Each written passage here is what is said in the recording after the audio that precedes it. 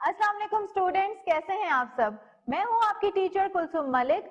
आज हम फिर एक दिलचस्प प्रैक्टिकल के साथ हाजिर हैं और मेरे साथ इस प्रैक्टिकल को करने के लिए मौजूद हैं बिलाल, मुईज और फरीना।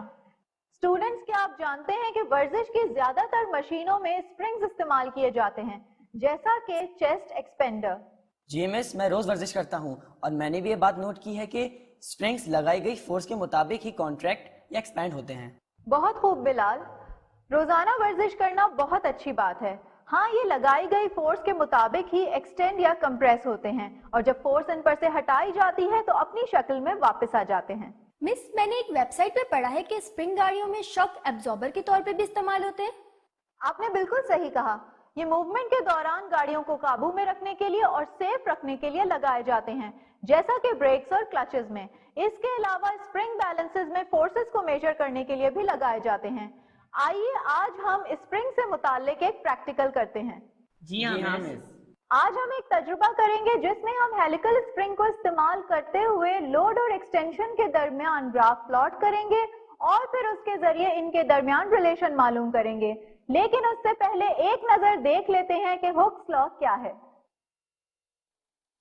हुक के कानून के मुताबिक स्ट्रेन स्ट्रेस के बराह रास्त डायरेक्टली प्रोपोर्शनल होता है। इसका मतलब है कि स्प्रिंग की एक्सटेंशन स्प्रिंग के साथ लटकाए गए लोड के डायरेक्टली प्रोपोर्शनल होती है, जब तक कि यह लोड लचक की हद से बढ़ नहीं जाता। हुक के कानून के मुताबिक फोर्स बराबर है spring constant multiplied by elongation, या F is equals to KX। Springs constant दरअसल प्रोपोर्शनैलिटी का कांस्टेंट है, जो कि मखसूस लंबाई पैदा करने के लिए लगाई गई फोर्स से ताल्लुक को जाहिर करता है। ये एक खास मटेरियल या ऑब्जेक्ट के लिए मखसूस होता है। आइए अब इस प्रैक्टिकल में इस्तेमाल होने वाले अपैरेटस पर एक नजर डालते हैं। हमारे पास इस प्रैक्टिकल को करने के लिए मौजूद है कैलकुलेटर, ग्राफ पेपर बनाने के लिए एक scale, pencil, slotted weights, iron stand, half metre ruler, helical spring, hanger with pointer. अब हम अपना प्रैक्टिकल शुरू करते हैं। इसके लिए सबसे पहले मैंने हैंगर को हेलिकल स्प्रिंग के निचले हिस्से पर बांधकर आयरन स्टैंड पर इस तरह से लटकाया है कि ये स्केल से बिल्कुल भी ना टकराए और आजादी के साथ ऊपर नीचे हरकत कर सके। मिस, क्या ये प्रैक्टिकल हुक्स लॉ पर बेस करता है?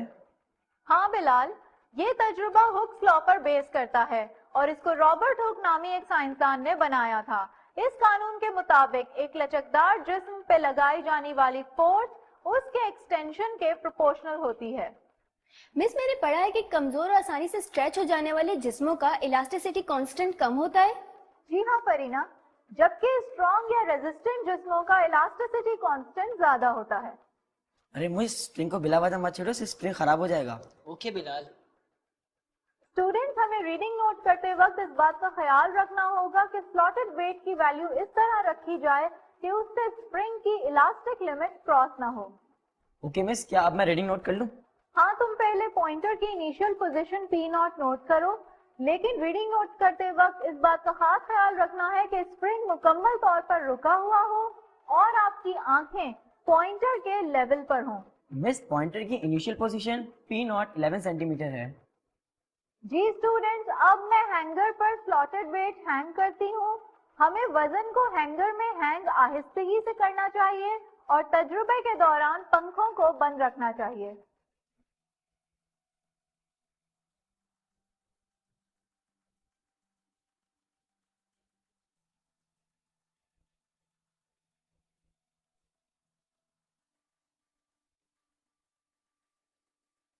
देखें, स्प्रिंग वेट रखने के बाद थोड़ा सा एक्सटेंड हो गया है और पॉइंटर की नई वैल्यू P1 एक्सटेंशन के बाद 13 सेंटीमीटर हो गई है। अब हम इसके बाद स्प्रिंग पे रखे गए वजन को उतार देंगे और पॉइंटर की P2 वैल्यू को नोट करेंगे।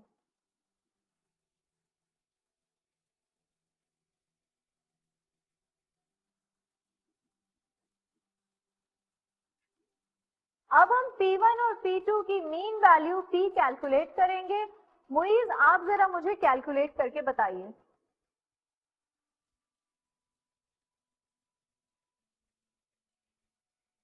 मिस, मीन वैल्यू 12 सेंटीमीटर आ रही है। ओके, अब हम इस फॉर्मूले को इस्तेमाल करते हुए लोड के लिए एक्सटेंशन की वैल्यू कैलकुलेट करेंगे। x is equal to p minus P naught और हमारे पास एक्सटेंशन की वैल्यू आई है 1 सेंटीमीटर। जी स्टूडेंट्स, ये थी हमारी पहली रीडिंग। इसी तरह हम बाकी 5 रीडिंग्स भी मुकम्मल करेंगे और लोड और एक्सटेंशन के दरमियान ग्राफ प्लॉट करेंगे।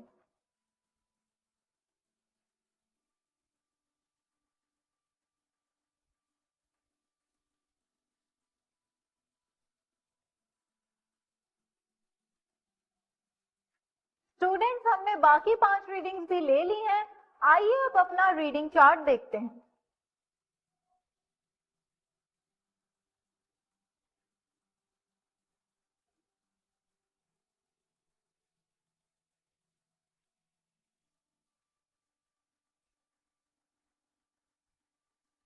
अब मैं लोड और एक्सटेंशन के दरमियान ग्राफ प्लॉट कर रही हूँ। मैंने x एक्सिस पर एक्सटेंशन x को रखा है और y एक्सिस पर लोड F को रखा है।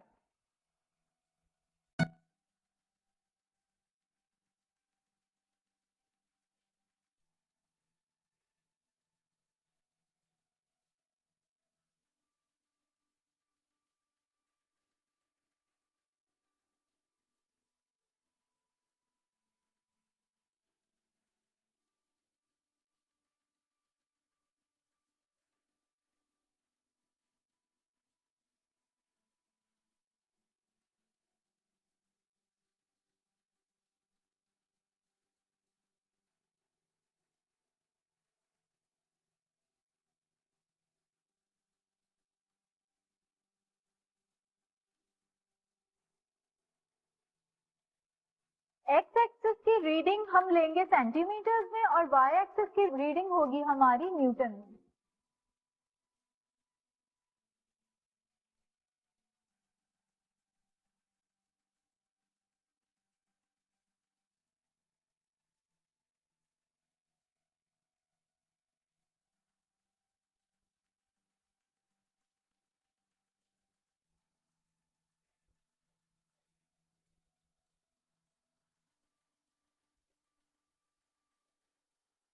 जी स्टूडेंट्स, मैंने ग्राफ प्लॉट कर लिया है।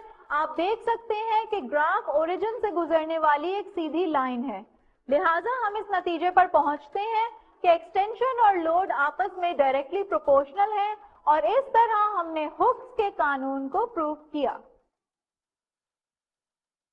आइए अब जल्दी से इस प्रैक्टिकल का रिकैप करते हैं। आज के तजुर्बे में हमने हुक के कानून को डेमोन्स्ट्रेट किया। हमने सबसे पहले हेलिकल स्प्रिंग को स्टैंड से लटकाया और एक अदद लाइट हैंगर को इसके निचले सिरे से लटका दिया। जब पॉइंटर रुक गया तो हमने स्केल पर इसकी पोजीशन नोट की। यह पॉइंटर की इनिशियल पोजीशन P0 है, जबकि कोई मास नहीं लटकाया गया था। हैंगर में स्लॉटेड वेट को हैंग किया।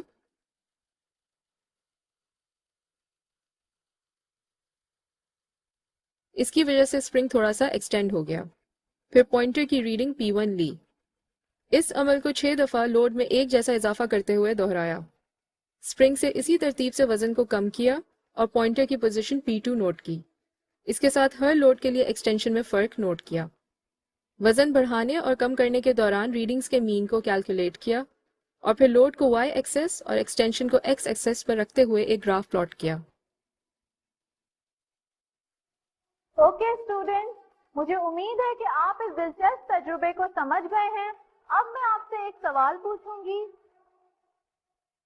क्या आप जानते हैं कि इलास्टिक पोटेंशियल एनर्जी और ग्रेविटेशनल पोटेंशियल एनर्जी में क्या सिमिलैरिटी होती है? अगले प्रैक्टिकल में आप मुझे इस सवाल का जवाब दीजिएगा। तब तक अपना बहुत ज्यादा ख्याल रखिएगा। अल्लाह हाफिज। अल्लाह हाफ़िज़ टीचर।